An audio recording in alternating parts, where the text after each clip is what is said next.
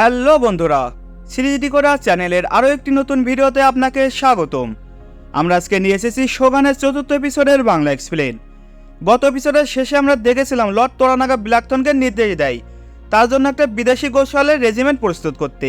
চতুর্থ এপিসোডের শুরুতে আমরা আজিরো গ্রামের লর্ড ওমিসামাকে দেখি। তার কাছে একজন বার্তাবাহক এসে জানিয়ে দেয় লর্ড তোরানাগা এবং ইয়াবুশিকি এই গ্রামে আসবে আর তারা কিছুদিন এখানে থাকবে। এজন্য ওমিসামা তাদেরকে থাকার ব্যবস্থা করে দিয়ে তার সৈন্যদেরকে নিয়ে বন্দরের তীরে চলে আসে লর্ড তোরানাগাকে অভ্যর্থনা দেওয়ার জন্য। একটু পরে সবাই বন্দরে পৌঁছে যায়। তোরানাগা দেখে লর্ড ইয়াবুশিকির বিশাল সৈন্যবাহিনী দাঁড়িয়ে আছে তাদেরকে অভ্যর্থনা দেওয়ার জন্য। তোরানাগা তাদের সবার উদ্দেশ্যে একটা বক্তব্য দেয়। সে বলে জাপানের ওপর এখন কালো মেঘ চলে এসেছে, আমরা সবাই মিলে সেটা প্রতিহত করব।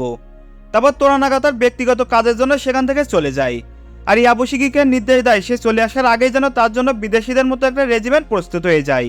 অন্যদিকে ব্ল্যাকথর্ন একজনের কাছ থেকে জানতে পারে তার সঙ্গীদেরকে অন্য জায়গায় নিয়ে যাওয়া হয়েছে। এজন্য ব্ল্যাকথর্ন তার জাহাজে যেতে চায় তার ব্যক্তিগত বন্দুক নিয়ে আসার জন্য, কিন্তু জাপানি সৈন্যরা তাকে আটকে দেয় আর জানায় সে তার জাহাজে যেতে পারবে না। তখন মারিকো ব্ল্যাকথর্নকে জানায় তার সঙ্গীদেরকে নিরাপদ জায়গায় রাখা হয়েছে আর ব্ল্যাকথর্নের জাহাজ এখন লর্ড তোরানাগার। আর কথাটা শুনে ব্ল্যাকথর্ন একটু রেগে যায়। যাই হোক, মারিকো তাকে তার নিজের বাড়ি বুঝিয়ে দেয় আর সেই সাথে ব্ল্যাকথর্নের জন্য একজন নতুন সঙ্গী দেওয়া হয় যার নাম হলো ফুজিসামা। মানে যেহেতু ব্ল্যাকথর্ন এখন হাঁটামুটো পথ পেয়েছে এজন্য তাকে একটা বাড়ি আর একজন সঙ্গী দেওয়া হয় যার সাথে সে যা ইচ্ছা করতে পারবে। কিন্তু ব্ল্যাকথর্ন জানিয়ে দেয় তার এসব সঙ্গীর দরকার নেই, সে এসব পছন্দ করে না। অন্যদিকে আমরা লর্ড ইয়াবুশিকিকে দেখি। সে এখন মোটামুটি অনেক বিপদেই আছে, কারণ তোরানাগা পালিয়ে আসার সময় ইয়াবুশিকি তার সাথেই ছিল, এজন্য তাকেও হয়তো মৃত্যুদণ্ড হতে পারে। তখন ওমিসামা তাকে বলে এখানে লর্ড তোরানাগা নেই, মানে ব্ল্যাকথর্নের জাহাজ আর কামান এখন আপনার, আপনি সেগুলো লর্ড ইশিদোকে উপহার হিসেবে দেন, তাহলে সেও খুশি হয়ে যাবে। আর কাউন্সিলর লর্ড তোরানাগার পদ আপনাকেই দেওয়া হবে। এখানে মূলত লর্ড ইয়াবুশিকি ডাবল খেলা খেলছে, মানে সে ওপরে ওপরে লর্ড তোরানাগার বন্ধু, কিন্তু তলে তলে ঠিকই লর্ড ইশিদোর সাথে মিলে লর্ড তোরানাগার বিপক্ষে ষড়যন্ত্র করছে। এদিকে আমরা ব্ল্যাকথর্ন আর মারিকোকে দেখি। মারিকো ব্ল্যাকথর্নকে বলে ফুজিসামার সাথে ভালো ব্যবহার করতে, কারণ সে একজন উচ্চ বংশের লোক। তাছাড়া কিছুদিন আগে সে তার স্বামী আর ছেলেকে হারিয়েছে। তারপর তারা একসাথে অনেক গল্প করে আর এভাবেই ধীরে ধীরে ব্ল্যাকথর্ন আর মারিকো আরও গভীর সম্পর্কের দিকে এগিয়ে যেতে থাকে। পরের দিন সকাল থেকে ব্ল্যাকথর্ন সৈন্যদেরকে প্রশিক্ষণ দেওয়া শুরু করে। সে সবাইকে বলে ওয়াসাকা দুর্গ অনেক শক্তিশালী, সেখানে তলোয়ার আর তীর দিয়ে যুদ্ধ করা সম্ভব না, কিন্তু ব্ল্যাকথর্ন জানায় তার জাহাজ ব্যবহার করে অনেক দূর থেকেও কামান দিয়ে ওয়াসাকা দুর্গ ভেঙে দেওয়া সম্ভব। কিন্তু সেখানে কেউই তার কথা বিশ্বাস করে না। তারা বলে কামান দিয়ে কোনোদিন নিখুঁত টার্গেট করা যায় না, কিন্তু ব্ল্যাকথর্ন তার কামান দিয়ে অনেক দূরের লক্ষ্যবস্তু টার্গেট করে দেখিয়ে দেয় আর সবাই অনেক অবাক হয়ে যায়, কেননা এর আগে তারা কোনোদিন এমন টার্গেট দেখেনি। যাই হোক, ব্ল্যাকথর্ন সৈন্যদেরকে অবিরত প্রশিক্ষণ দিতেই থাকে। অন্যদিকে আমরা দেখি পর্তুগিজ বণিকরা যে বই দিয়েছিল মারিকো সেটা পড়া শুরু করে। পরের দিন সকালে মারিকো ব্ল্যাকথর্নকে জানায় সে পুরো বইটা পড়ে দেখেছে।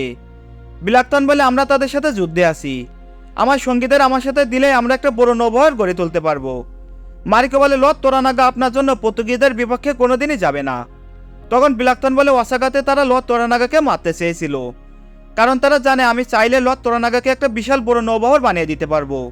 একসময় পর্তুগিজরাও লর্ড তোরানাগার শত্রু হয়ে উঠবে। ব্ল্যাকথর্ন আরও বলে আপনার আর আমার দুজনেরই লক্ষ্য একই, সেটা হলো আমাদের মনিবের সেবা করা। আমরা দেখি মারিকো কিছুটা ইমপ্রেস হয়ে যায় আর এখানে এই সিন কাট হয়ে যায়। ব্ল্যাকথর্ন সৈন্যদের প্রশিক্ষণ দিচ্ছিল, তখন সেখানে হঠাৎ করে লর্ড ইশিদোর একজন কমান্ডার যার নাম ছিল জোজেন সে আসে। জোজেন ইয়াবুশিকিকে জানায় তাকে ওয়াসাকাতে ফিরে যেতে হবে, কারণ সে লর্ড তোরানাগাকে পালাতে সাহায্য করেছে। ইয়াবুশিকি জোজেনকে বলে আমি জানতাম না তোরানাগা পালিয়ে যাচ্ছে, এখানে আজকে রাত থেকে যাও, কালকে এখানকার কামানের শক্তি দেখে যাও এটা কতটা ভয়াবহ কামান।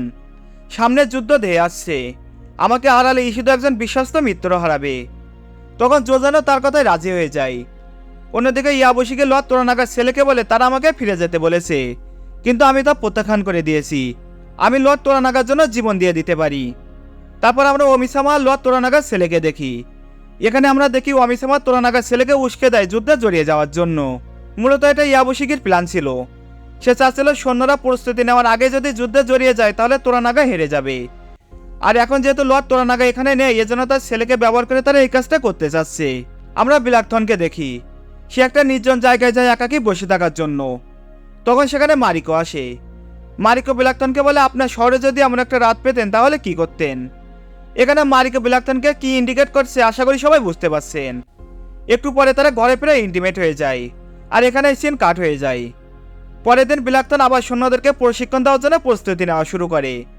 আর আজকেই কিন্তু লর্ড ইসিদোর কমান্ডার জোজেন প্রশিক্ষণ দেখতে চেয়েছিল। একটু পরে হঠাৎ করে জোজেনের সৈন্যদের উপর চারিদিক থেকে হামলা শুরু হয়ে যায়, আর একে একে তারা মারা যেতে থাকে। একটু পরে আমরা দেখতে পাই লর্ড তোরানাগার ছেলে এই হামলা করে, আর সে নিজের হাতে জোজেনকে মেরে ফেলে। তখন মারিকে বলে যুদ্ধ শুরু হয়ে গেছে। মানে যেহেতু লর্ড তোরানাগার ছেলে লর্ড ইসিদোর কমান্ডারকে মেরে ফেলেছে, মানে দুপক্ষের মধ্যে যুদ্ধ শুরু হয়ে গেছে। আর এখানেই শোগানের চতুর্থ এপিসোড শেষ হয়ে যায়। বন্ধুরা, আজকের আয়োজন এই পর্যন্তই। সবার কাছে একটাই রিকোয়েস্ট, কাইন্ডলি সবাই চ্যানেলটি সাবস্ক্রাইব করে দিবেন।